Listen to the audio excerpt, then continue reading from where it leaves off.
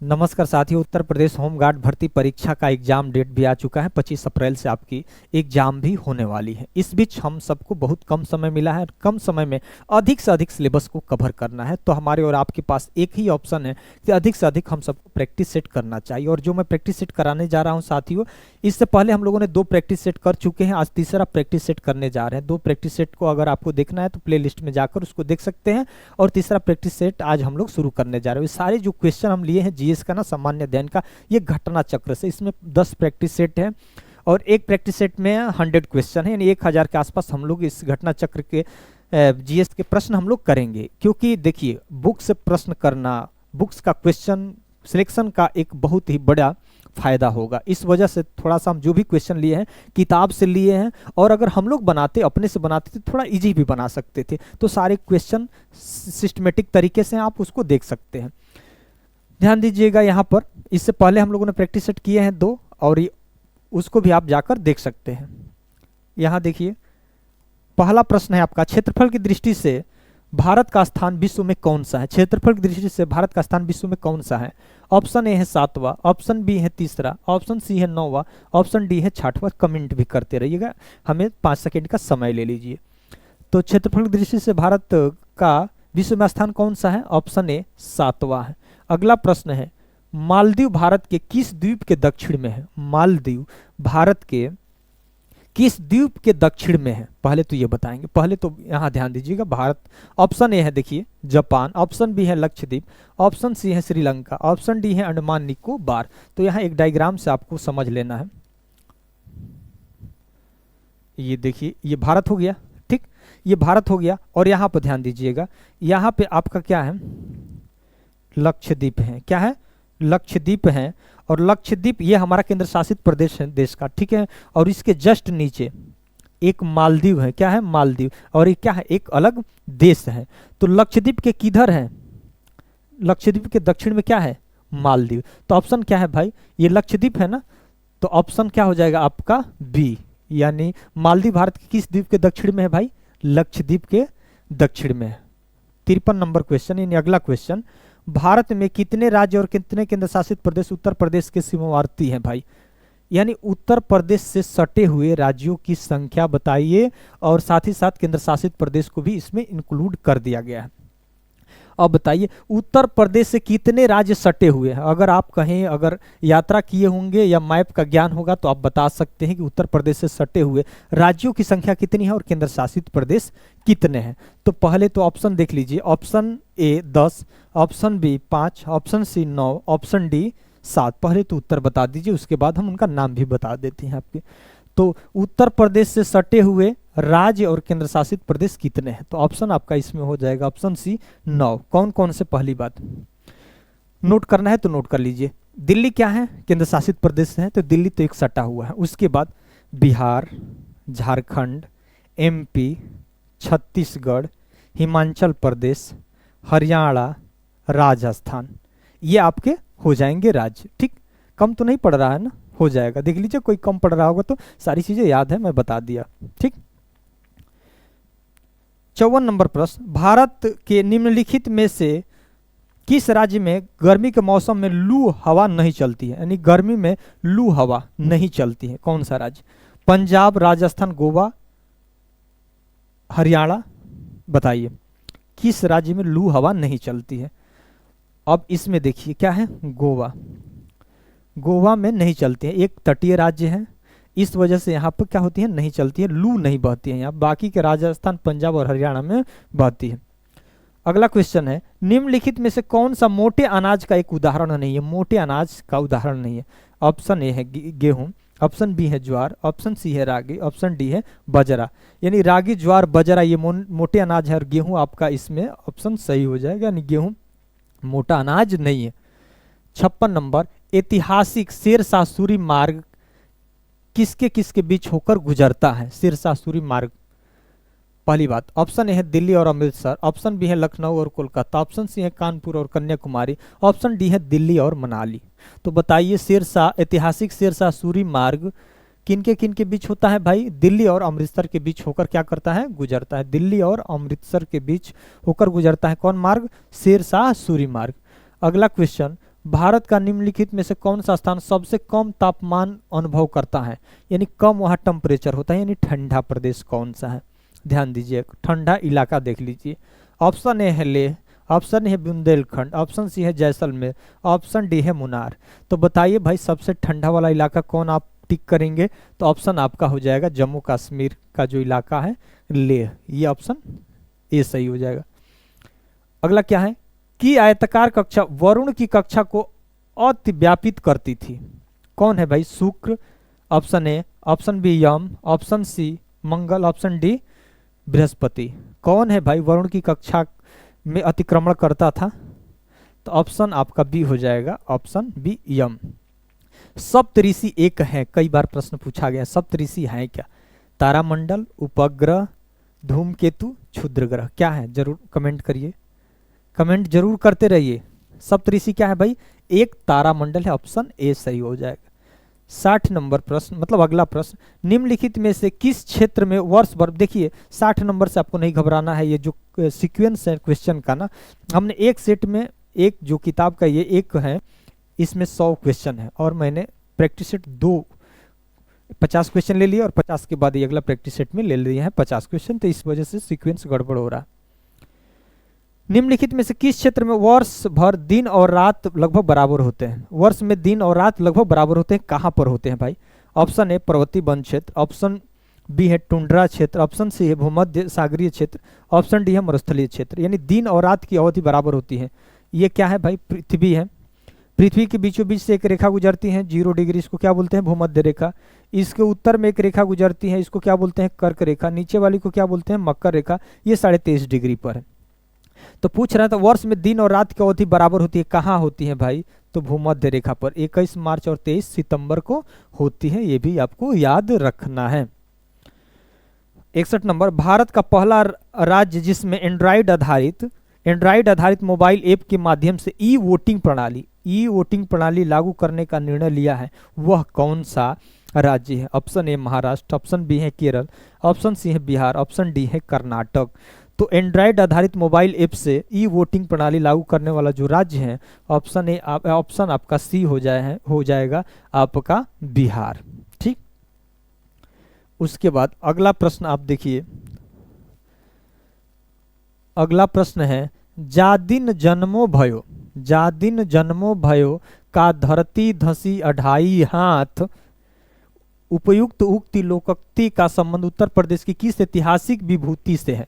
Option A है Vidyadhar, option B है माहिल, option C है अल्लाह, ऑप्शन डी है परमार्दी। इसमें कौन ऑप्शन सही हो सकता है आपके अनुसार जरूर बताएंगे। ऑप्शन आपका इसमें होगा ऑप्शन सी हो जाएगा। उत्तर प्रदेश में दिया सलाई उद्योग का प्रमुख केंद्र कौन है? दिया सलाई उद्योग का प्रमुख केंद्र कौन है? ये उत्तर प्रदेश स्पेशल से बहुत महत्वपूर्ण प्रश्न है। ऑप्शन है बरेली, ऑप्शन बी है मुरादाबाद, ऑप्शन सी है सहारनपुर, ऑप्शन डी है मिर्जापुर। मिर्जापुर कालीन उद्योग से संबंधित है, मुरादाबाद ताला से संबंधित है,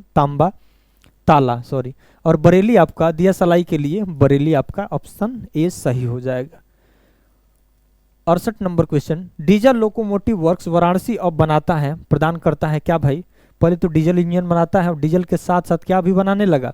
डीजल एवं बिजली इंजन दोनों, इसलिए ऑप्शन आपका सी हो जाएगा, डीजल एवं बिजली दोनों बनाने लगा। 69 नंबर, निम्नलिखित उत्तर प्रदेश के जनपदों में भोक्सा जनजाति, कई बार पूछा गया है, भोक्सा जनजाति कहाँ पाई जाती है? ऑप्शन ए है बिजनौर और आगरा में, ऑप्शन बी है बहराइच और लखीमपुरी में, ऑप्शन सी है मिर्जापुर और सोनभद्र में, ऑप्शन डी है ललितपुर और जलौन में। तो भोक्सा जनजाति बताइए, ऑप्शन ए हो जाएगा बिजनौर और आगरा में। 70 नंबर क्वेश्चन है, गुलाबी गैंग आंदोलन का संस्थापक कौन है? गुलाबी गैंग आंदोलन के संस्थापक कौन है? ऑप्शन है ए है जया तिवारी, ऑप्शन बी है संपत पाल, ऑप्शन सी है कमला भासीन, ऑप्शन डी है वंदना सिवा। तो गुलाबी गैंग आंदोलन के संस्थापक कौन है? संपत पाल। क्या है? संपत पाल। 71 नंबर क्वेश्चन है, 30 मई 2025 को निम्नलिखित में से कौन सा राज्य मिजोरम के बाद भारत का पूर्ण कार्यात्मक साक्षर राज्य बना? यानी मिजोरम के बाद दूसरा पूर्ण कार्यात्मक साक्षर राज्य कौन सा बना 2025 में? ऑप्शन ए है केरल, ऑप्शन बी है गोवा, ऑप्शन सी है सिक्किम, ऑप्शन डी है त्रिपुरा। तो इसमें आप जरूर आंसर करिए, इसमें जो आपका ऑप्शन सही होगा ऑप्शन आपका बी यानी गोवा। 72 नंबर क्वेश्चन है, अप्रैल 2025 में विकसित भारत युवा संसद करेंट अफेयर्स आप गांठ बांध के यार तैयार कर लो, क्योंकि करेंट अफेयर्स ही आजकल सिलेक्शन दिला रहा है।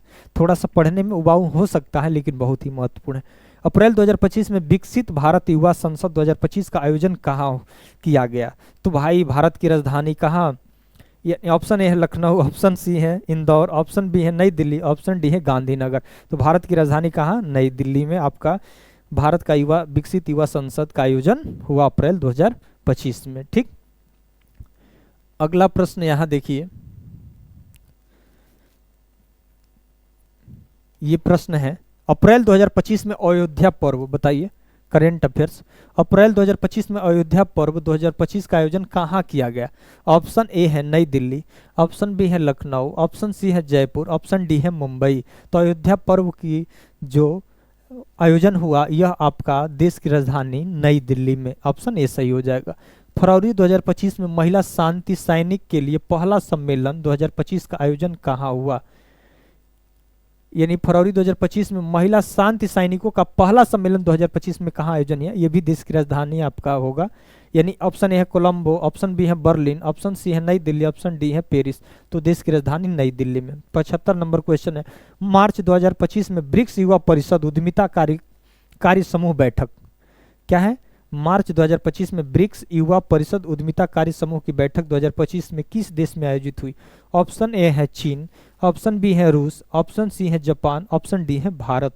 तो मार्च 2025 में ब्रिक्स युवा परिषद उद्यमिता कार्य समूह की बैठक भारत में होती है, ऑप्शन क्या हो जाएगा? डी सही हो जाएगा। 76 नंबर क्वेश्चन है, भारत का पहला संविधान संग्रहालय कहाँ स्थापित किया गया है? ऑप्शन ए है नई दिल्ली, ऑप्शन बी है चंडीगढ़, ऑप्शन सी है सोनीपत, ऑप्शन डी है मुंबई। जरूर आप इसको आंसर करिए। इसमें जो आपका ऑप्शन हो जाएगा इसमें option C Sonipat. 77 number question, पुस्तक वार एंड पीस किसके द्वारा लिखी गई? वार एंड पीस किसके द्वारा लिखी गई? ऑप्शन ए है फ्योडोर दोस्तोवस्की, ऑप्शन बी है एंटोन चेखवा, ऑप्शन सी है अलेक्जेंडर पुस्किन, ऑप्शन डी है लियो टॉल्स्टॉय। तो वार एंड पीस किसके द्वारा लिखी गई है? ऑप्शन इसमें आप जरूर करें, इसमें ऑप्शन जो सही होगा option D Leo Tolstoy. 78 number, आतंकवाद फैलाने के लिए आतंकवादी जिन इंटरनेट तकनीक का उपयोग करते हैं उन्हें क्या कहा जाता है? आतंकवाद फैलाने के लिए आतंकवादी जिन इंटरनेट तकनीकों का प्रयोग करते हैं उन्हें क्या कहा जाता है भाई? ऑप्शन ए है पर्यावरण आतंकवाद, ऑप्शन बी है साइबर आतंकवाद, ऑप्शन सी है जैव आतंकवाद, ऑप्शन डी है नार्को आतंकवाद। इसमें कौन ऑप्शन सही हो सकता है? तो इसमें आपका ऑप्शन होगा साइबर आतंकवाद। 78। अगला प्रश्न है और बहुत ही महत्वपूर्ण प्रश्न है आपका, बिजली उत्पादन के लिए मुख्य रूप से किस जीवाश्म ईंधन का उपयोग किया जाता है?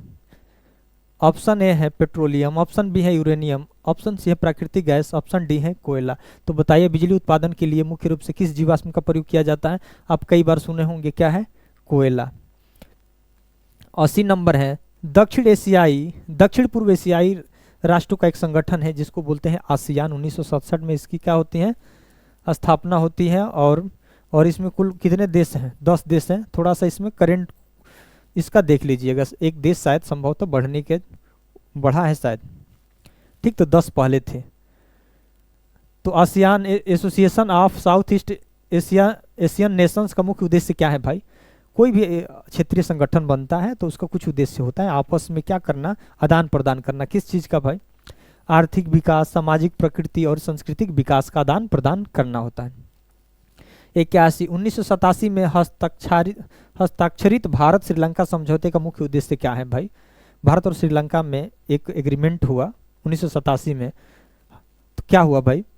ऑप्शन ए है पर्यटन को बढ़ावा देना, ऑप्शन बी है परमाणु ऊर्जा का विकास करना, ऑप्शन सी है आर्थिक निगम की स्थापना करना, या ऑप्शन डी है श्रीलंका में नागरिक संघर्षों को हल करना और तमिल अल्पसंख्यकों के अधिकारों को सुनिश्चित करना। इसमें कौन सा ऑप्शन सही हो सकता है आपके अकॉर्डिंग?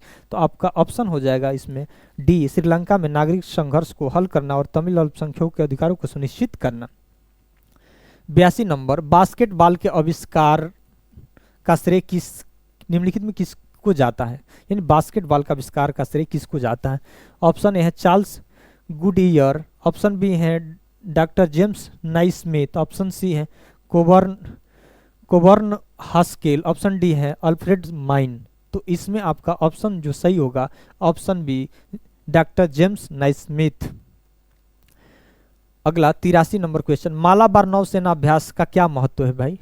ऑप्शन ए है यह व्यापार समझौते को सुविधाजनक बनाता है, यह जल प्रदूषण से संबंधित मुद्दों को संबोधित करता है, ऑप्शन सी है यह पर्यावरणीय मुद्दों को संबोधित करता है, ऑप्शन डी है यह भारत, संयुक्त राज्य अमेरिका, जापान और ऑस्ट्रेलिया के बीच नौसैनिक सहयोग को बढ़ावा देता है। तो मालाबार नौसेना का अभ्यास का क्या महत्व है भाई? ऑप्शन आपका डी हो जाएगा, भारत, अमेरिका, जापान और ऑस्ट्रेलिया के बीच नौसैनिक को क्या करता है?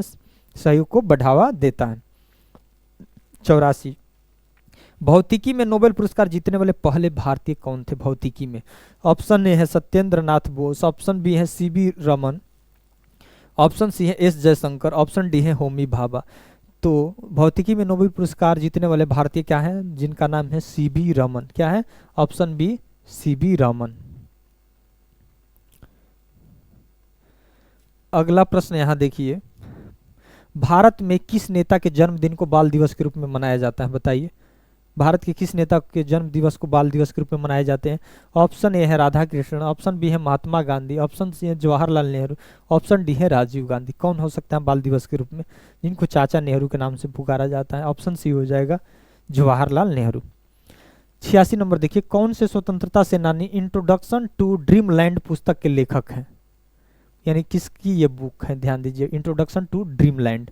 ऑप्शन ए है सुभाष चंद्र बोस, ऑप्शन बी है भगत सिंह, ऑप्शन सी है बाल गंगाधर तिलक, ऑप्शन डी है विनायक दामोदर सावरकर। इसमें आपका ऑप्शन जो सही होगा सुभाष चंद्र बोस। 87 नंबर क्वेश्चन, राष्ट्रीय मानवाधिकार आयोग के अध्यक्ष और सदस्यों की नियुक्ति किसके द्वारा की जाती है? ऑप्शन ए है लोकसभा अध्यक्ष, ऑप्शन बी है वित्त मंत्री, ऑप्शन सी है राष्ट्रपति, ऑप्शन डी है उपराष्ट्रपति। तो राष्ट्रीय मानवाधिकार आयोग के अध्यक्ष हो या सदस्य की नियुक्ति कौन करते हैं? ऑप्शन सी भारत के राष्ट्रपति। 88 नंबर, भारत में पहली पंचवर्षीय योजना कब लागू की गई? तो ऑप्शन ए है 1951, ऑप्शन बी है 1961, ऑप्शन सी है 1946, ऑप्शन डी है 1966। तो पहली पंचवर्षीय योजना आपका लागू हुई 1951 में, 5 साल के लिए चली, तो 51 से 56 तक ये चली। दूसरी 56 से फिर आपका 4 साल जोड़ लीजिए, 61 में चली। ठीक, आप एक पुलिस, यहाँ अगला प्रश्न देखिए, आप एक पुलिस अधिकारी के रूप में तैनात हैं और आप एक 10 वर्षीय बच्चे को एक व्यस्त चौराहे पर भीख मांगते हुए देखते हैं। भारत के किशोर न्याय कानून के अनुसार आपको क्या करना चाहिए? आपको क्या करना चाहिए? उसे गिरफ्तार और पुलिस स्टेशन के में निरुद्ध करना चाहिए, गिरफ्तार करके नहीं, परामर्श प्रदान करना चाहिए और चेतावनी जारी करना चाहिए? आप अपने अनुसार उत्तर दीजिएगा। ऑप्शन सी है उसके माता पिता को अभिरक्षा में लेने के लिए सूचित करना चाहिए, ऑप्शन डी है उसे सरकारी किशोर आश्रय गृह में ले जाना चाहिए। बताइए इसमें कौन सा आपका ऑप्शन हो सकता है, कौन सही हो सकता है? प्रश्न क्या था एक बार और सुन लीजिए। आप एक पुलिस अधिकारी के रूप में तैनात हैं, आप एक 10 वर्षीय बच्चों को एक व्यस्त चौराहे पर भीख मांगते हुए देखते हैं। भारत के किशोर न्याय कानून के अनुसार आपको क्या करना चाहिए? उसे गिरफ्तार और पुलिस स्टेशन के निरुद्ध करना चाहिए, ऑप्शन ए है, ऑप्शन बी है परामर्श प्रदान करना चाहिए और चेतावनी जारी करनी चाहिए, ऑप्शन सी है उसके माता पिता को अभिरक्षा लेने के लिए सूचित करना चाहिए, या उसे सरकारी किशोर आश्रय गृह में ले जाना चाहिए। भीख मांगने से अच्छा है, वो बच्चा अगर भीख मांग रहा है उससे अच्छा है कि भाई ये किशोर न्याय कानून के तहत उससे सरकारी किशोर आश्रय गृह में क्या करना, गृह में ले जाना चाहिए। 90 नंबर क्वेश्चन, प्रशासनिक सुविधा के लिए उत्तर प्रदेश राज्य में कितने मंडल हैं? उत्तर प्रदेश में कुल कितने मंडल है यही पूछा। ऑप्शन ए है 18, ऑप्शन बी है 22, ऑप्शन सी है 28, ऑप्शन डी है 14। तो बताइए उत्तर प्रदेश में कुल कितने मंडल हैं? इसमें आपका ऑप्शन हो जाएगा ए, यानी 18 मंडल है। उत्तर प्रदेश में कुल मंडल कितने हैं भाई? 18 मंडल हैं। अगला प्रश्न है, यहाँ पर ध्यान दीजिए, निम्नलिखित में कौन सा शब्द अनचाहे ईमेल से संबंधित है? अनचाहे ईमेल से संबंधित है।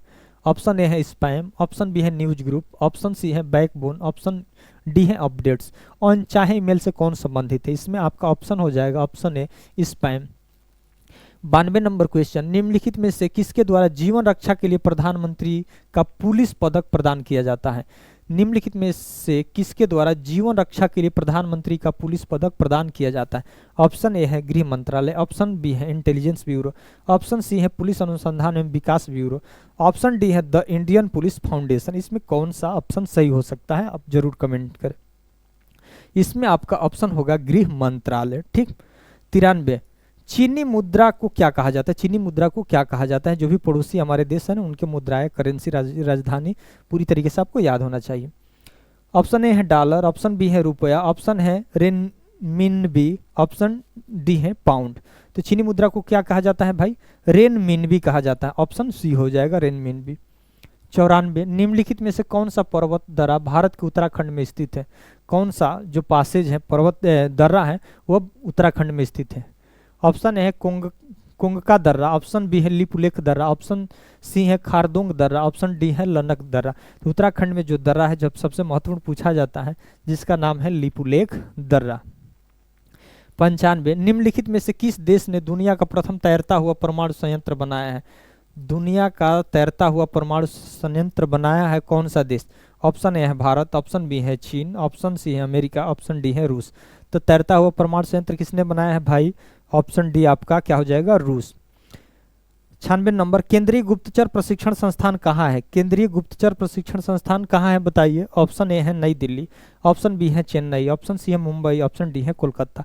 इसमें कौन आपका ऑप्शन सही हो सकता है? तो केंद्रीय गुप्तचर प्रशिक्षण संस्थान आपका क्या है? कोलकाता। ऑप्शन डी सही हो जाएगा।